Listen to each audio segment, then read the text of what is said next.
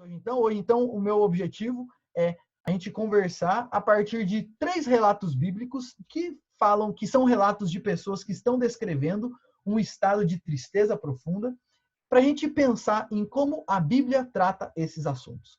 O primeiro caso é o caso de Caim. E eu quero que, gente, se você não está com a sua Bíblia, pega a sua Bíblia aí, que hoje a gente vai ler alguns textos da Bíblia. Então eu peço que você abra a sua Bíblia aí em Gênesis capítulo 4. A gente vai ler dos versículos 3 a 7. Caim e Abel eram irmãos e eles fizeram uma oferta ao Senhor. Deus recebeu Abel e sua oferta. E o texto deixa claro que Deus rejeitou Caim e a sua oferta. Pela descrição aqui, nós vemos que o problema não era tanto a oferta em si, mas o coração do ofertante. Abel separou das primícias e do melhor para o Senhor, mas Caim, pelo jeito, não deu do melhor, e a gente vai ler em outras partes da Bíblia, Caim sendo descrito como um homem mau, que tinha um coração perverso. Então, ele não ofereceu o melhor para o Senhor, então Deus recebeu a oferta de Abel e rejeitou a oferta de Caim. Agora, olha que interessante. Diante dessa situação, essa é a situação. Qual foi a resposta de Caim diante dessa situação? Se você ler o versículo 5, o texto vai dizer: irou-se, pois, sobremaneira Caim, e descaiu-se-lhe o semblante. O que fez Caim ficar, o que fez o semblante de Caim se descair, ou Caim ficar nessa situação de abatimento, foi que o coração dele ficou irado diante de uma situação em que não aconteceu aquilo que ele gostaria que acontecesse. E não só isso, mas a gente lê o contexto, Caim ficou com inveja de Abel, porque a gente para pensar, gente, para pensar nisso. O que Abel fez contra Caim? Abel não fez nada. Ele ofereceu uma oferta para o Senhor, igual Caim ofereceu uma oferta ao Senhor. Deus aceitou a oferta de Abel e não aceitou a oferta de Caim. Mas Abel não fez nada, ele nem falou com Caim, não tinha nada a ver com Caim. Mas Caim ficou com inveja daquilo que aconteceu com o irmão dele e aquilo que não aconteceu com ele, e ficou irado diante dessa situação. E olha só, a ira de Caim diante de uma situação que aconteceu aquilo que ele não gostaria que acontecesse, uma expectativa que ele tinha que não foi suprida, essa ira, juntamente com essa inveja de que aconteceu com o meu irmão e não aconteceu comigo, faz com que o semblante dele se descaia e ele entra em um estado de tristeza, de inveja, e a gente sabe que depois ele vai assassinar o seu irmão. E por que eu estou destacando isso?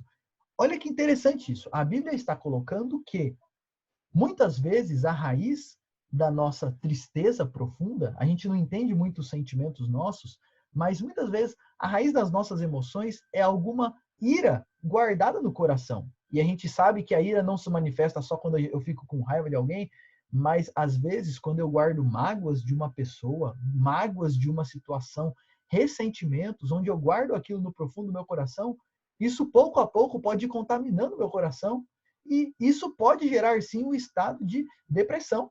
Ou ira contra alguém, ou mágoa contra alguém, e é o caso de Caim aqui, ele está irado, o texto deixa isso muito claro. Irou-se, pois, Caim sobremaneira, e então se descaiu-lhe o semblante.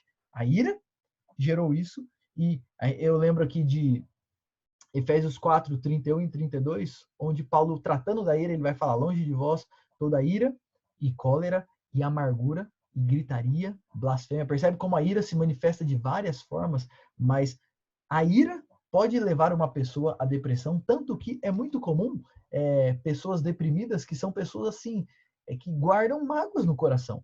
Pessoas que aconteceu uma situação na família onde ela nunca engoliu aquela situação. Ou ira contra outra pessoa, mágoa, ressentimento contra uma outra pessoa, ou muitas vezes ira contra Deus. No caso aqui de Caim, a gente vê também uma questão de ira contra Deus. Deus não aceitou a oferta dele.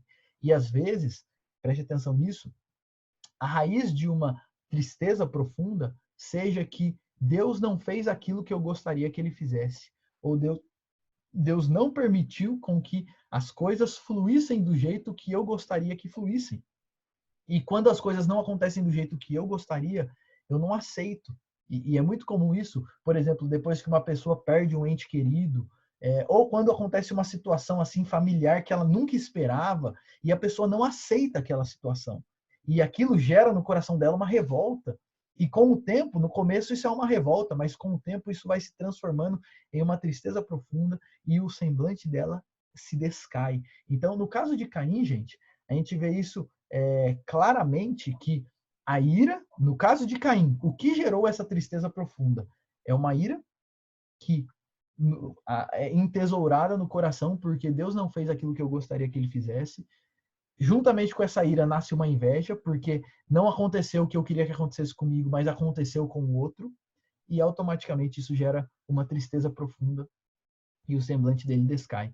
É muito comum pessoas que vivem se comparando com outras pessoas, pessoas que são muito assim, elas vivem pensando nelas em relação a outros, pessoas assim serem depressivas e terem uma tristeza profunda, porque elas constantemente cultivam esse sentimento de que eu não sou quem eu queria ser, e elas ficam se comparando, eu com a outra pessoa, com o talento dos outros, com a família dos outros, com o marido da outra, com a esposa do outro, com o filho do outro, e isso vai gerando no meu coração uma revolta, porque eu não tenho aquilo que eu gostaria de ter, e isso cultivado a longo prazo pode gerar, com certeza, uma tristeza, e quando a gente vai se aprofundando nisso, uma tristeza cada vez mais profunda. Então, eu não estou falando que todas as pessoas que estão tristes é por causa disso, mas algumas sim, e talvez muitas sim, seja porque, como Caim, aconteceu uma situação que frustra a expectativa dela e a pessoa não aceita aquilo e não concorda com aquilo. E a gente vê qual que é a crença por trás dessa situação, qual é a crença de Caim, o que estava no coração dele. Olha, Deus não fez aquilo que eu queria. Eu tinha um plano, eu tinha um desejo, tinha algo que eu queria, eu tinha um desejo legítimo, e o desejo de Caim era que a oferta dele fosse aceita. Isso não é errado, querer isso não é errado. O problema é quando eu quero isso tanto, que quando Deus não faz aquilo que eu queria, eu não aceito, que é o caso de Caim. E o não aceitar gera essa ira, essa revolta, essa tristeza. E é interessante isso, porque então essa é a circunstância, a gente vê como Caim reage ao que aconteceu e como Deus responde a Caim. É interessante, porque olha a resposta de Deus. Deus chama Caim a refletir na sua situação. Ele chama Caim, olha, Caim, olha para a sua situação, olha lá no versículo 6, ele chama, Deus lhe disse, por que andas irado? E por que descaiu o teu semblante? Caim, por que você está com raiva? E por que você está triste desse jeito? Por que você está assim? Para um pouquinho e pensa. Aí ele continua, se procederes bem, não é certo que serás aceito? Se todavia procederes mal, eis que o pecado jaz à sua porta, o seu desejo será contra ti, mas a ti cumpre dominá-lo. Deus chama a atenção dele para refletir sobre a sua situação e chama Caim, olha, Caim, se arrependa e faça a coisa certa. Aceite o que aconteceu, se arrependa e faça a coisa certa, porque se procederes bem, você vai ser aceito também. Agora, se procederes mal, o pecado cumpre a ti dominá-lo. Então, percebe? Olha que interessante a história de Caim. A gente tem coisas para aprender aqui, gente. Muitas vezes, e é por isso que a gente precisa, no espírito de oração, avaliar o nosso coração. Lembre-se disso. As nossas emoções são fruto das crenças e das coisas que estão no profundo do nosso coração. E muitas vezes, a raiz de uma tristeza que vai se prolongando é porque aconteceu algo, aconteceu uma situação onde eu esperava uma coisa e não aconteceu aquilo que eu queria. Então eu fico com raiva, eu não aceito, eu fico revoltado, eu fico com inveja de outras pessoas, e isso, a longo prazo, pode gerar uma situação de tristeza profunda. E, gente, eu não quero minimizar aqui uma depressão severa ou alguém que enfrenta assim, uma luta profunda contra isso. Mas o que eu estou querendo trazer é, vamos refletir em histórias que a própria Bíblia coloca de pessoas que passaram por situações assim, porque às vezes a gente pode identificar e enxergar algumas coisas que a gente não está vendo ainda sobre o nosso próprio coração. Lembre-se que as nossas emoções são janelas para que nós enxerguemos o nosso próprio coração, porque do coração procedem as fontes da vida. Então, no caso de Caim, e esse é o primeiro episódio que eu queria refletir com vocês, qual é a raiz da tristeza dele e dessa questão de descair o semblante, desse abatimento de Caim, é essa ira. E o texto deixa muito claro, irou-se Caim e por isso lhe descaiu o semblante. E por isso, e aí uma questão que fica com a gente, para a gente refletir, é nos momentos que eu fico triste, que eu fico para baixo, que eu fico abatido, por que eu fiquei assim? Qual foi a situação que desencadeou essa situação emocional? Aconteceu alguma coisa que eu não queria que acontecesse? Ou é uma situação que, no começo, às vezes não é nada assim novo que aconteceu, mas é uma situação que eu esperava que se resolvesse, mas vai passando os anos, vão passando os anos, vão passando os anos, e as coisas não se resolvem do jeito que eu gostaria, e aquilo vai continuando, e aquilo vai continuando, e aquilo vai me gerando dentro do meu coração um desânimo, uma tristeza, uma revolta, as minhas expectativas de que aquilo ia melhorar e não melhora, e assim por diante. Então, isso pode ser a causa de uma tristeza. E qual é a resposta de Deus para isso? Deus nos chama a refletir sobre as nossas situações, os motivos da nossa tristeza. E quando são situações onde o motivo é porque eu não estou aceitando aquilo que Deus fez, eu não estou aceitando as respostas de Deus, o plano de Deus, e eu estou mirando contra Deus ou contra as outras pessoas, Deus nos chama ao arrependimento e a fazer a coisa certa diante dele. E assim nós tratamos esse sentimento, porque a raiz dos sentimentos são outros. E a gente não tem que se preocupar tanto com o sentimento, mas a raiz deles, e tratando a raiz, automaticamente a gente vai tratando os nossos sentimentos. Então esse é o primeiro caso que eu queria estudar com vocês da Bíblia, que a Bíblia fala sobre uma pessoa que passou por uma tristeza profunda e mostra o motivo dessa tristeza. O segundo caso, gente, e aí eu vou pedir para vocês irem para a Bíblia um pouquinho para frente, lá em 1 Reis 19. E aí eu vou falar até do caso aqui que o Edson citou agora há pouco, que é o caso de Elias. Esse é um caso conhecido quando a gente fala sobre tristeza ou sobre depressão. E lembrando, gente, que depressão é um termo atual, é um termo que tem aí uns 100 anos, mais ou menos. Mas na época que a Bíblia foi escrita não tinha nenhum desses termos. O que era usado era a gente ver os sintomas de abatimento, desesperança, tristeza e assim por diante, uma tristeza profunda. E eu quero ler com vocês, então, 1 Reis, a partir do versículo 19, e a gente vai ver aqui um outro caso, onde, e nesse caso, Elias, ele se coloca diante de Deus, ele se isola, ele foge de Deus, ele pede a morte, e ele fala que ele está completamente sozinho, que ele quer chutar o balde, ele desiste de tudo, ele não tem mais vontade de fazer nada. Essa é a situação, se a gente pudesse descrever o caso de Elias aqui, o que levou Elias a ficar, ou como Elias se descreveu. Elias, ele estava desesperançoso, se sentindo sozinho e assim, querendo morrer, pedindo a morte. Ele perdeu o ânimo para tudo, até mesmo de viver, e estava pedindo a morte. Qual é a situação aqui? Qual é a circunstância? Eu não vou ler com vocês, que o texto é longo, isso está para trás, mas o que tinha acontecido? Não sei se vocês lembram, mas Elias tinha ido naquela batalha contra os profetas de Baal no Monte Carmelo, onde os profetas de Baal clamam ao Deus Baal para mandar fogo para o altar, e Baal não manda, e Elias então ora a Deus, e Deus manda fogo do céu e consome o altar, e naquele dia os profetas de Baal foram mortos. E o que acontece, gente, o que possivelmente é o que nos aparenta ter acontecido, é que após essas manifestações sobrenaturais, a morte dos profetas de Baal, as expectativas eram boas, parecia que agora a coisa ia. Mas o que acontece é que, eu vou ler 1 Reis 19, versos 1 e 2, olha o que acontece. Acabe, e aí nessa época os reis de Israel eram Acabe e Jezabel, que foram os piores reis de Israel, terríveis. Essa mulher, Jezabel, era uma mulher terrível, e o texto vai dizer que Acabe fez saber a Jezabel tudo quanto Elias havia feito, e como matara todos os profetas à espada. Então Jezabel mandou um mensageiro a Elias a dizer-lhe: façam-me os deuses como lhe aprouver, se amanhã, a esta hora, não fizer eu a tua vida como fizeste a cada um deles. Qual que é a situação? Deus se manifesta sobrenaturalmente, Elias está aí com expectativas de que agora a coisa vai, mas quando Jezabel fica sabendo, ela não retrocede, pelo contrário, ela vai para cima de Elias, manda o mensageiro e fala: olha, os deuses podem fazer o que eles quiserem comigo, se amanhã, até essa hora, você não estiver morto.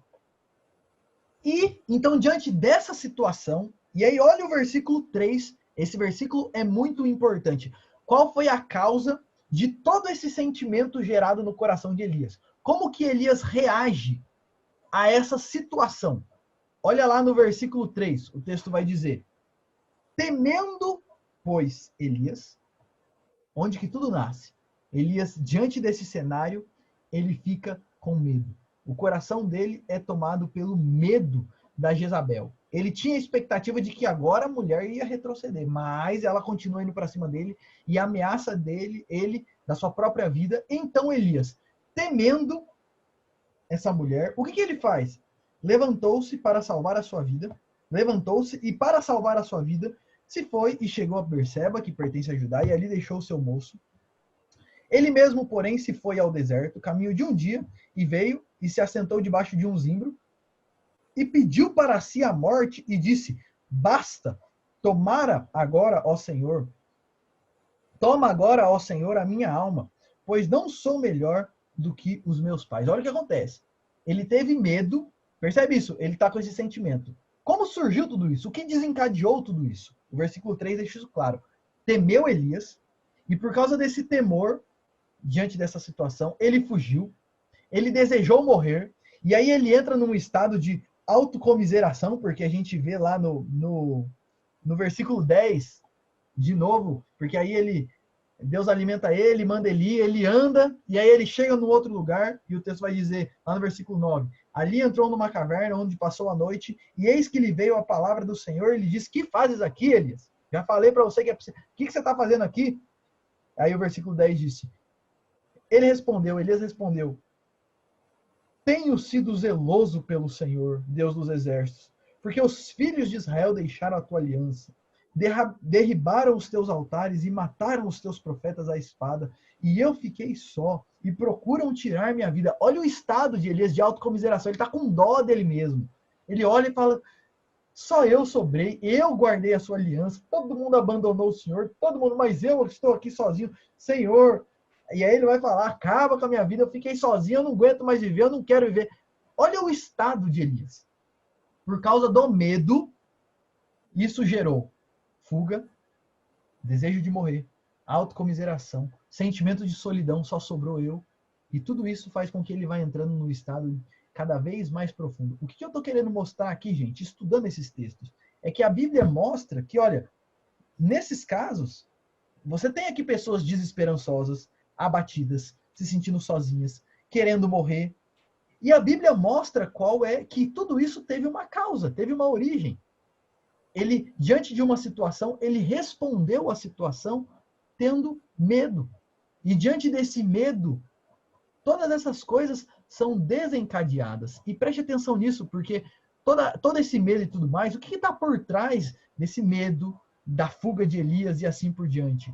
Está a crença. Lembre-se disso. Nosso coração, ele tem as suas crenças, ele tem os seus motivos, ele tem os seus princípios, ele tem os seus pensamentos. E por trás desse medo de Elias está o pensamento de que eu estou sozinho. Eu estou sozinho, não sobrou ninguém. Eu tenho que dar conta da minha vida e eu estou sozinho nesse mundo. Isso é verdade? Não, não é verdade. Mas ele está com esse pensamento. E isso gera sentimentos ruins. Eu vou morrer. Ele está com esse pensamento. Eu vou morrer. Não tem mais o que fazer. Eu vou morrer. Nada pode parar essa mulher. É interessante isso, porque quando Jezabel, ele teme e sai correndo, porque na cabeça dele nada pode parar essa mulher. Meu futuro não é bom, percebe? Olha a cabeça dele.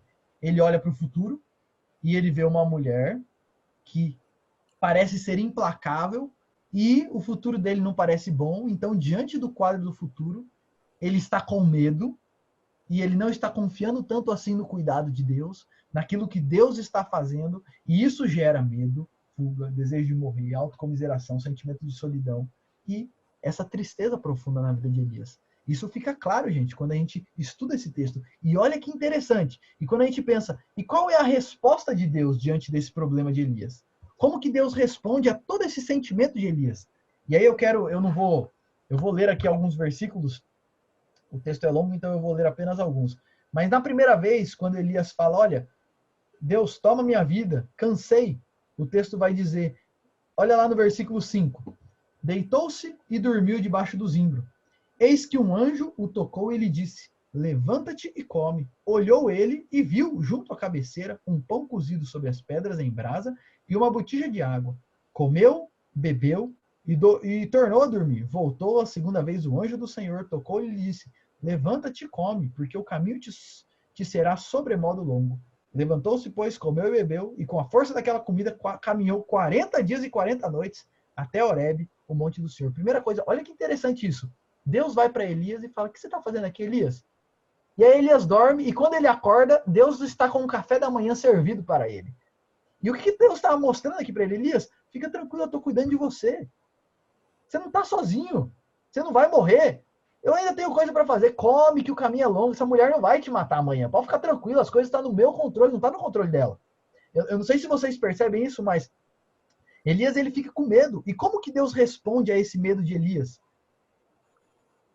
Deus é muito paciente e ele responde para Elias mostrando: Elias, eu estou cuidando de você.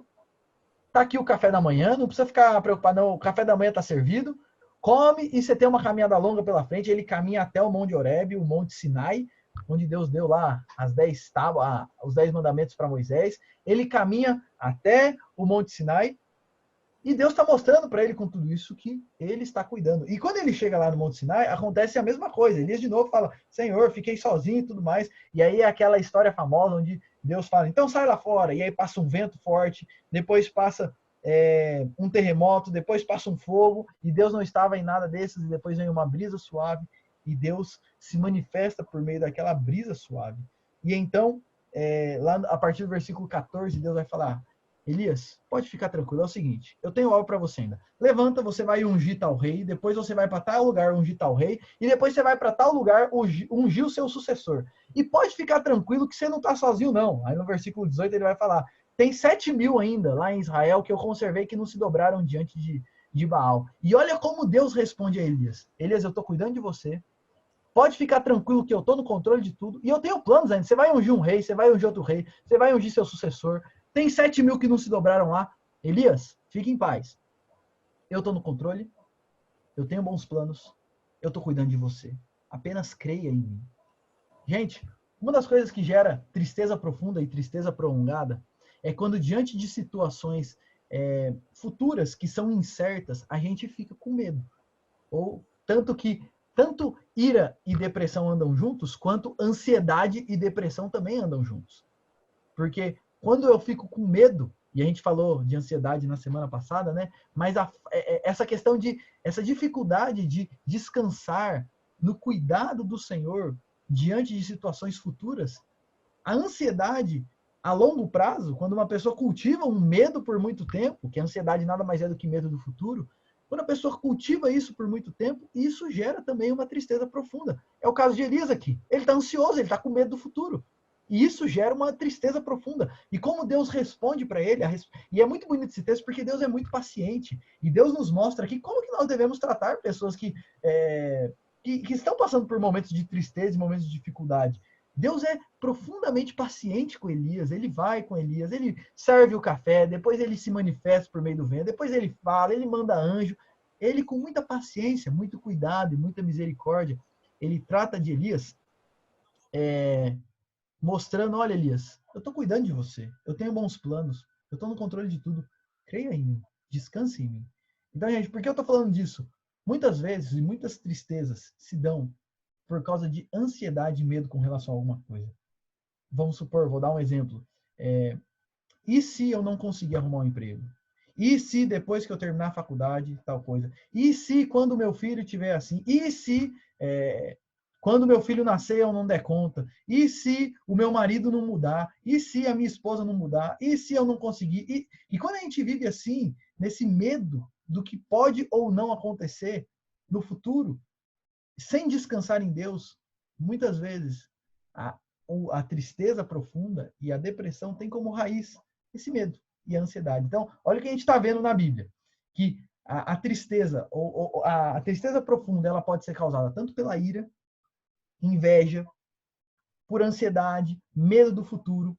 E o último texto que eu quero estudar com vocês, um outro caso. E, gente, eu estou pegando só 3 casos aqui da Bíblia. A gente poderia ler vários outros. E se a gente ler vários outros casos, a gente vai ver que a tristeza profunda ela pode ter várias outras raízes. E a nossa luta e a nossa reflexão tem que ser identificar quais são essas raízes. E isso é difícil, porque na maioria das vezes a gente precisa de ajuda para isso. Porque quando a gente está vivendo esse momento de tristeza profunda, a gente mesmo não consegue identificar muitas vezes. E é por isso que muitas vezes é muito bom a gente pedir ajuda e pedir que outras pessoas nos ajudem a tratar aquilo que a gente está sentindo. Mas o caso de Elias, a gente vê claramente isso. Lá no versículo 3 ele fala: temendo Elias pela sua vida, e todo o resto é desencadeado por causa desse medo de Elias. O último caso que eu quero tratar, Salmo 42. E como eu disse, hoje eu vou tratar da questão da tristeza de maneira bem panorâmica e introdutória. Mas o Salmo 42 é um outro caso aí, onde a gente vê... Esse é um salmo onde a descrição é de uma pessoa depressiva mesmo, profundamente depressiva. Abra sua Bíblia aí, eu quero ler alguns versículos desse salmo com você. E só para você ver como o salmista estava depressivo. Olha o versículo 3. As minhas lágrimas têm sido o meu alimento, dia e noite, enquanto me dizem continuamente, o teu Deus, onde está? Olha a descrição. As minhas lágrimas têm sido o meu alimento, dia e noite. Quando a gente lê esse salmo, qual parece ser a situação? O que o salmista está enfrentando? Então, qual que é a situação e a circunstância do salmista nessa situação? A gente vê, ele está enfrentando algum tipo de situação adversa, alguma dificuldade, porque a gente percebe isso, ó. Eu vou ler a partir do versículo 1. Como suspira a corça pelas correntes das águas, assim por ti, ó Deus, suspira a minha alma. A minha alma tem sede de Deus, do Deus vivo. Quando irei e me verei perante a face de Deus? As minhas lágrimas têm sido meu alimento dia e noite, enquanto me dizem continuamente, o teu Deus, onde estás? Lembro-me dessas coisas e dentro de mim se me derrama a alma, de como passava com a multidão do povo e os guiava em procissão à casa de Deus entre gritos de alegria e louvor, multidão de festa. E aí ele vai falar, por que estás abatida, minha alma? Por que te perturbas dentro de mim? Espere em Deus, pois ainda o louvarei, a ele meu auxílio, Deus meu.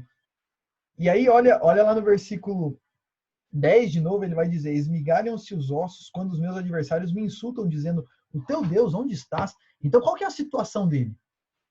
O salmista está passando por alguma situação adversa, algum problema que a gente não sabe qual é, e as pessoas em volta dele estão zombando dele e da fé dele. Provavelmente era um homem que sempre pregava, que caminhava com Deus, que Deus cuidava dele e tudo mais, e ele estava enfrentando uma situação tão complicada que as pessoas em volta dele, que sempre ouviram ele testemunhar de Jesus e testemunhar de Deus e do cuidar de Deus na vida dele, estão olhando e falando, cadê seu Deus? Você não fala sempre que Deus cuida de você, que Deus está aí com você e tudo mais? Cadê seu Deus? O teu Deus, onde está? E ele mesmo fala que os meus ossos são esmagados quando as pessoas ficam zombando de mim e perguntando, onde está o meu Deus? Então, essa é a situação. Ele está enfrentando algum problema e as pessoas estão zombando dele e da fé dele diante desse problema. E aí percebe, e qual é a resposta do salmista? Como ele reage àquilo que ele está vivendo? E a essa situação adversa. E eu quero destacar, gente, o versículo 4. Olha isso, que interessante. Ele fala assim, olha, lembro dessas coisas, e quando eu lembro dessas coisas, dentro de mim se me derrama a minha alma. Que coisas que ele lembra?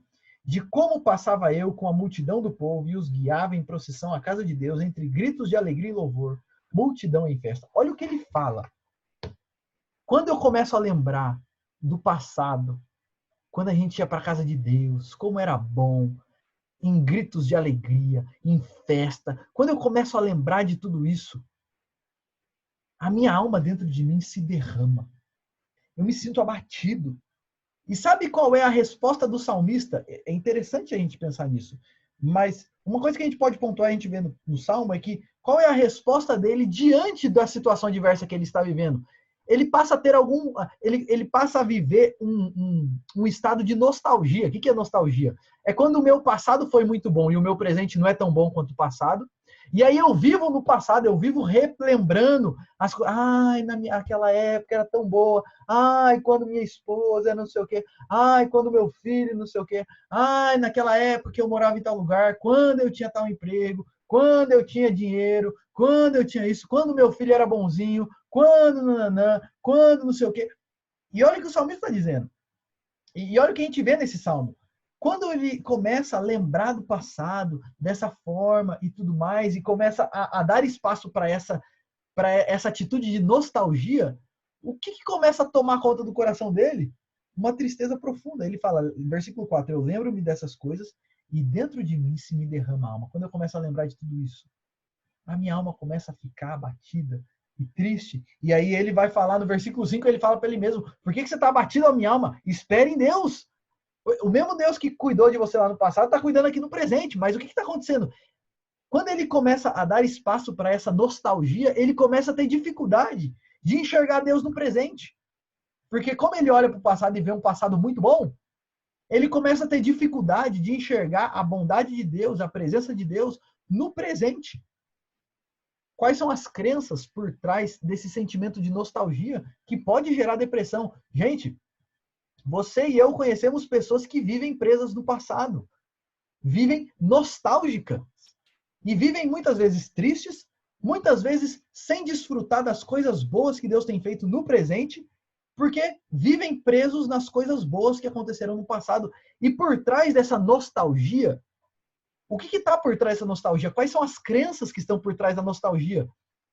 A seguinte visão: cadê o Deus poderoso, amoroso e sábio? Deus não é bom, poderoso, amoroso e sábio? Cadê ele então?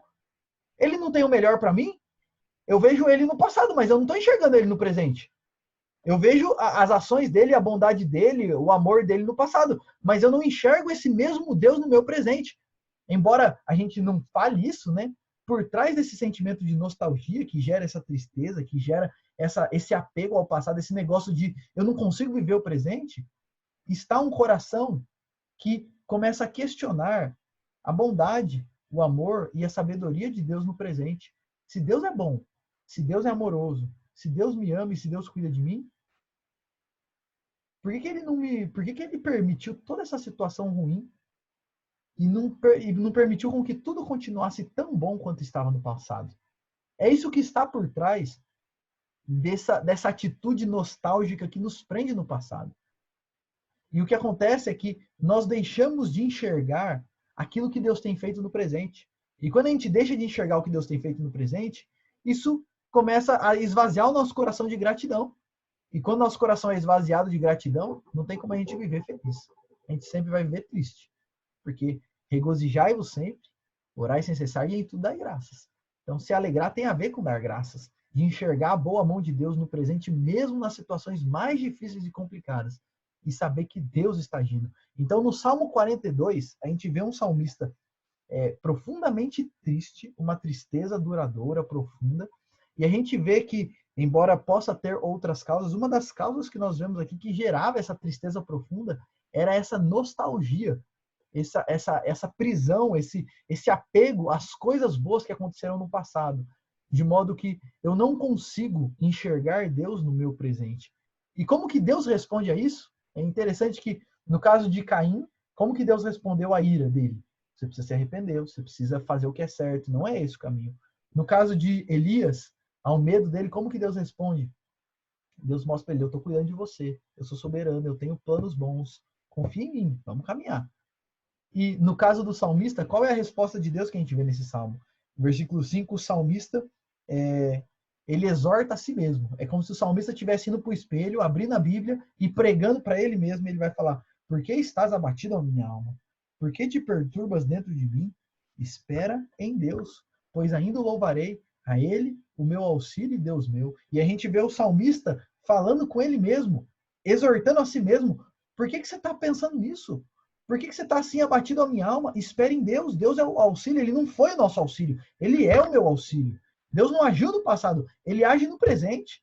E você percebe que o salmista ele está confrontando a si mesmo.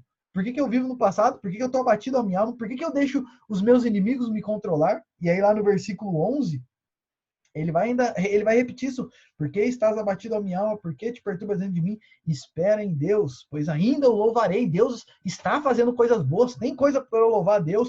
Tem coisa para eu exaltar a Deus no presente. Deus não está só agindo no passado. Eu tenho que me focar no Senhor e no seu cuidado e no seu agir no presente. Eu tenho que parar de pensar no passado. No passado foi bom. Eu agradeço a Deus pelo que ele fez no passado. Mas como Paulo lá em Filipenses 3 vai dizer, esquecendo as coisas que para trás ficam e avançando e olhando para as que estão diante de mim, eu prossigo para o alvo. Deus nos chama a não viver numa atitude de nostalgia, preso no nosso passado. Muitas pessoas vivem um estado de tristeza e de tristeza profunda porque vivem presos nas coisas boas que aconteceram no passado e se esquecem que Deus é um Deus poderoso, sábio e amoroso. E se ele permitiu com que a situação chegasse no que está hoje, é porque ele tem planos desse jeito. Ele teve um tempo de paz para mim e agora ele, que é o Deus bom, amoroso, vai continuar agindo do mesmo jeito, mas num tempo mais difícil, e ele está agindo nesse tempo. E esse Deus amoroso está trabalhando com o seu cuidado, com o seu amor e com a sua presença no presente hoje. E eu tenho que me focar não nas coisas boas que Deus fez no passado, mas no Senhor, não nas bênçãos de Deus, mas no Deus das bênçãos. Porque esse Deus continua agindo na minha vida hoje. E eu tenho que me focar no Senhor, no cuidado dele, no agir dele e no que ele quer que eu faça hoje. Porque também é muito comum pessoas que nessa atitude de nostalgia, elas deixam de se focar no presente e deixam de cumprir com aquilo que Deus quer que elas façam no presente, porque elas pensam tanto no passado que elas não cumprem com as suas responsabilidades no presente. Quantos maridos deixam de cumprir sua responsabilidade de marido porque fica só pensando no passado. Quantas esposas deixam de cumprir suas responsabilidades como esposas? Quantos pais deixam de cumprir suas responsabilidades para com seus filhos porque vivem presos nas coisas boas que aconteceram no passado? E às vezes o passado não é nem tão longe, é ano passado, é 2 anos atrás. Deus nos chama a esperar nele, a focar no que ele está fazendo no presente e a descansar no cuidado dele, sabendo que o Deus que agiu no passado é um Deus amoroso que continua agindo no presente. Pode ser que o modo de Deus agir agora é diferente. Ele está agindo em outra fase e está trabalhando outras coisas na nossa vida, por isso ele permite um momento diferente. Mas ele é um Deus bom, sábio, amoroso e poderoso, que continua agindo nas nossas vidas. Então, gente, nós vimos aqui e a gente poderia pontuar. Eu pensei esses 3 casos, e é mais como um estudo de caso, e o meu propósito aqui não é nem de longe esgotar o assunto, mas apenas dar algumas direções, mostrando que, biblicamente, a gente pode lidar com essa questão da tristeza e com a tristeza profunda e prolongada, a gente pode lidar com isso pensando e refletindo a partir da Bíblia em quais são algumas origens. E quando eu identifico as origens, eu também penso, qual que deve ser sempre o nosso pensamento? Ó, esses 3 pontos são muito importantes, esses 4 pontos para a gente lidar e para a gente avaliar sempre que a gente fica triste. Primeiro, qual é a circunstância que eu estou vivendo? Segundo, qual é a resposta que eu estou dando para essa circunstância? Terceiro, quais são as crenças e os motivos e os desejos que estão no meu coração por trás dessas respostas que eu estou dando? E quarto, qual é a resposta de Deus para o problema que eu estou enfrentando? Quando a gente começa a avaliar dessa forma, a gente começa a descobrir algumas coisas de nós que nós mesmos não entendemos. Mas Deus vai nos mostrando. E no fim, isso é bom. A gente falou isso no primeiro dia, que as nossas emoções são como janelas que nos permitem enxergar o que está no profundo do nosso coração. Então, eu queria ver esses 3 textos e eu quero desafiar você a pesquisar mais textos que tratam sobre isso. Pesquisar mais textos bíblicos, personagens, histórias bíblicas de pessoas que entraram nesse estado de tristeza e avalie, a partir do que a Bíblia mostra, o que gerou esse estado de tristeza. É verdade, gente, que não é errado a gente ter momentos de tristeza, todos nós temos momentos de tristeza, mas quando nós vivemos uma tristeza que nos paralisa e que nos impede de viver a vontade de Deus para as nossas vidas, nós precisamos rever isso, porque aí é algo que precisa ser repensado, avaliado, porque por trás disso, com certeza Deus quer tratar as nossas emoções e nos fazer servos que sirvam Ele, e qualquer coisa que nos impede de servi-lo deve ser tratado à luz da palavra de Deus. E para fechar, eu quero trazer algumas palavras finais aqui na nossa conclusão. Quando nós avaliamos esses 3 casos, nós percebemos que existe uma coisa em comum. A tristeza profunda aconteceu nesses 3 casos quando 2 coisas aconteceram. Primeiro, esses 3 personagens tinham um desejo por algo. Caim tinha o desejo de que a oferta dele fosse aceita. Elias tinha um desejo de que a mulher parasse de perseguir ele, que a mulher recuasse e tudo mais. E o salmista tinha o desejo de que as coisas fossem tão boas quanto eram no passado. E os 3 não tiveram seu desejo atendido. E cada um reagiu a isso. Um com ira, outro com medo, outro com nostalgia. Cada um reagiu a isso de uma forma, mas você percebe que essa tristeza profunda, no fim, nos 3 casos, nasceu de um desejo forte que eles tinham e esse desejo não foi atendido. E se nós pararmos para pensar e refletir sobre as nossas próprias vidas, nós vamos perceber que a maioria dos casos onde nós ficamos tristes são casos onde a gente tem o desejo forte por alguma coisa, e muitas vezes é algo bom, é algo legítimo. Por exemplo, eu tinha um desejo muito grande do meu filho ser de determinada forma, da minha esposa ser assim, e da minha esposa ser uma esposa melhor. Isso não é um desejo mau, é um desejo bom. Mas esse desejo não foi atendido, e quando eu transformo um desejo em algo tão importante que sem ele eu não consigo viver bem, aí eu estou tendo um desejo além da conta. Porque a única coisa que deve ser essencial para mim é o Senhor Jesus. Então, quando eu dei um desejo que é um desejo tão forte que se ele não for atendido eu não consigo viver bem, isso se transformou num desejo idólatra. E aí, nesses casos, na maioria das vezes, Deus faz questão de não atender nosso desejo, para exatamente tratar esses desejos do nosso coração. Então, avalie a sua vida e perceba isso e reflita sobre isso, que boa parte das vezes Nos momentos onde nós ficamos profundamente tristes, isso acontece porque eu tinha um desejo forte e esse desejo não foi atendido. E o que acontece quando eu não abro mão disso e continuo desejando aquilo e continuo relutando porque aquilo não foi atendido, com o tempo, essa tristeza vai se agravando cada vez mais e pode chegar a casos seríssimos. Então, muitas pessoas entram no estado, não estou falando que todas as pessoas que estão no estado de depressão é por causa disso, mas muitos entram nesse estado de depressão profunda porque eles tinham um desejo por algo, esse desejo não foi atendido, eles reagiram de alguma forma diferente do que o Senhor coloca na palavra dele, e isso a longo prazo vai gerando, aprofundando, até que chega num estado muito difícil. Então, isso é uma coisa que nós vemos em comum nesses 3 casos que eu pontuei. Uma outra coisa que eu quero colocar, já fechando aqui, é que, diante dos momentos de tristeza, nós precisamos, na presença de Deus, pedir que Ele nos ajude a sondar o nosso coração. O Salmo 139 vai dizer: sonda, meu Deus, e conhece o meu coração, prova-me, conhece os meus caminhos, vê se há em mim algum caminho mau, e guia-me pelo caminho eterno. Gente, na maioria das vezes, quando nós estamos em um estado emocional difícil, nós não conseguimos nem mesmo avaliar o nosso coração, avaliar a nossa vida. A gente está tão perturbado que a gente não consegue enxergar bem as coisas. E é por isso que esse salmo é muito legal, porque ele mostra que, olha, tem momentos onde a gente não consegue entender o nosso coração e a gente precisa, diante de Deus, na presença de Deus, pedir: Senhor, sonda o meu coração, vê se há em mim algum caminho mau, o que está acontecendo, me ajuda a entender melhor os meus sentimentos, me ajude a entender melhor o meu coração, para que eu possa caminhar de maneira reta diante do Senhor. Então, diante dos momentos de tristeza, nós precisamos, na presença de Deus, sondar, refletir, pedir que Deus nos ajude a entender, a sondar e a entender as nossas emoções biblicamente. Gente, como outra coisa que eu digo, em momentos de tristeza, nós precisamos nos focar na soberania de Deus, na sabedoria de Deus, na bondade de Deus, bem como nas suas promessas, na provisão de Cristo. Nós precisamos parar de nos focar nas circunstâncias e nos focar em Deus, na bondade de Deus, nas promessas de Deus. E, gente, sem Cristo e sem esse foco em Cristo, Cristo morreu na cruz para nos perdoar dos pecados e para nos dar uma nova vida e um novo direcionamento. Então, é essencial para que eu lide com a tristeza eu estar focado em Cristo, na bondade de Cristo, no amor de Cristo, no cuidado de Deus na minha vida, porque muitas vezes, e perceba, essa questão dos desejos não atendidos, como que a gente trata isso? Se focando não nos nossos desejos, mas em Deus, na soberania dele, na sabedoria dele, na bondade dele. Se ele não permitiu, se ele permitiu isso ruim ou não permitiu com que uma coisa boa acontecesse, ele é bom, ele me ama, ele está cuidando de mim, ele já provou que me ama, mandou Jesus para morrer na cruz por mim, ele perdoa os meus pecados, ele cuida de mim. Então, Senhor, me ajude a estar agarrado, focado e me alegrando no Senhor. Não nas circunstâncias, mas no Senhor. Me ajuda. Então, foque-se na soberania, na sabedoria e na bondade de Deus. Uma outra coisa que eu falo é: responda a Deus com arrependimento, fé e obediência. Diante dos momentos de tristeza, nós precisamos fazer uma avaliação profunda e aquilo que nós temos feito de errado, se arrepender diante de Deus. Por exemplo, Caim, Deus falou para Caim. Caim estava irado e triste. E Deus falou para ele: olha, isso daí não é justo. A gente poderia colocar um outro episódio aqui de uma outra pessoa que ficou deprimida, que é o caso de Jonas. Jonas sentou e pediu a morte também, porque ele queria que o povo de Nínive morresse e Deus não deixou. E Deus perdoou o povo de Nínive.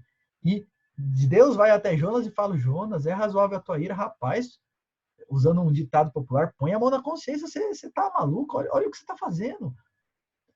Quando a gente identifica coisas erradas, Deus nos chama ao arrependimento, a responder a Ele com fé, na bondade e no cuidado dEle, e em obediência. No caso de Caim, a gente vê isso. Deus fala para ele: olha, se você fizer o que é certo, você vai ser aceito. Se arrependa, faça o que é correto, obedeça. Então, a gente precisa responder a Deus em arrependimento, fé e obediência. Independente do momento da nossa vida. Às vezes, quando a gente fica em um momento difícil, a gente se sente no direito de não ter fé, de não se arrepender dos seus pecados, de não fazer o que Deus quer, mas Deus nos chama, continua nos chamando ao arrependimento, a fé e a obediência, porque o tratamento dele sempre passa por isso. Continue, uma outra coisa que eu falo é: continue lendo as Escrituras e se achegando ao Senhor em oração. Ler a Bíblia é muito importante, porque como que a gente pode se conhecer melhor e moldar os nossos pensamentos e os nossos sentimentos de acordo com a vontade de Deus? As Escrituras nos ajudam nisso. E, gente, se você está vivendo momentos tristes, leia os Salmos e use os Salmos como modelo, porque os Salmos nos ajudam a expressar as nossas emoções a Deus de maneira santa. Os Salmos são salmos, todos os salmos expressam muitas emoções, e tem salmos de muita tristeza, tem salmo de ira, tem salmo de lamento, tem salmo de todo tipo. E os salmos servem como modelo para nós de como nós podemos nos achegar ao Senhor em oração, expressando aquilo que está no nosso coração. E eu já vi isso muitas vezes de pessoas pegarem os próprios salmos e lerem os salmos como se estivessem fazendo orações ao Senhor. Então, use os salmos como modelo e, em momentos de tristeza, continue lendo as Escrituras e se achegando ao Senhor em oração.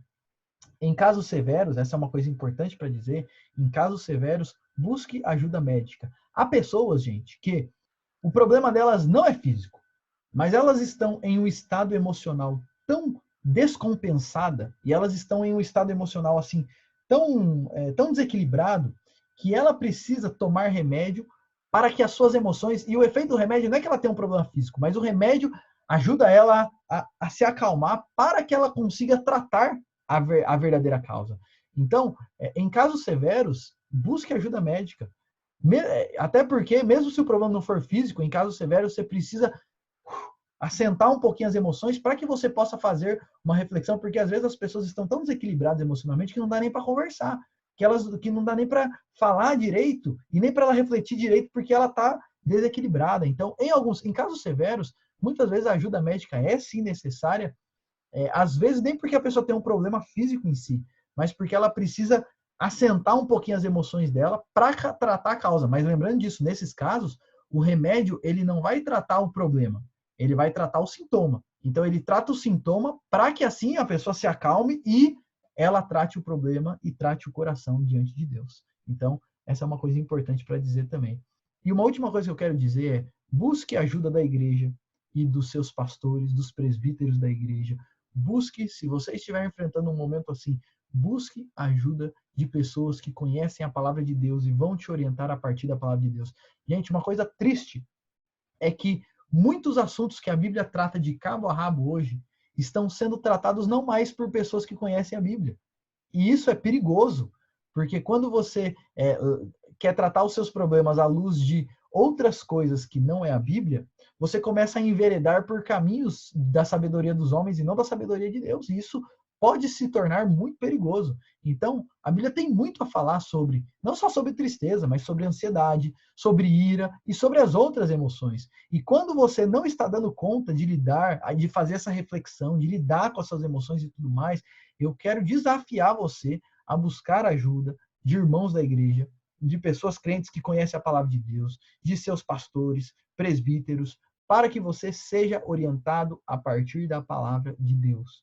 Porque a palavra de Deus tem muito a nos ensinar. A gente viu aqui só 3 textos e a gente poderia ver vários outros textos, mas a palavra de Deus tem muito a nos ensinar sobre a tristeza e sobre as outras emoções, sobre o que pode causar isso e sobre quais são as respostas que Deus nos traz para nós lidarmos com os nossos sentimentos, para que nós possamos honrá-lo com tudo, inclusive com as nossas emoções. Então, gente, que Deus nos abençoe e que a gente está fechando a nossa série aqui de lidando biblicamente com as nossas emoções. Essa última aula é apenas uma introdução à questão da tristeza e eu quero frisar aqui aqueles 2 livros que eu indico, Depressão e Transtorno Bipolar, editora Peregrino, e o outro livro é Depressão, de Edward Welch, que é da editora Cultura Cristã, se eu não me engano. E eu quero indicar esses 2 livros, que são livros muito bons sobre o assunto. E que Deus abençoe a todos nós. E agora a gente vai para o nosso momento de perguntas e respostas.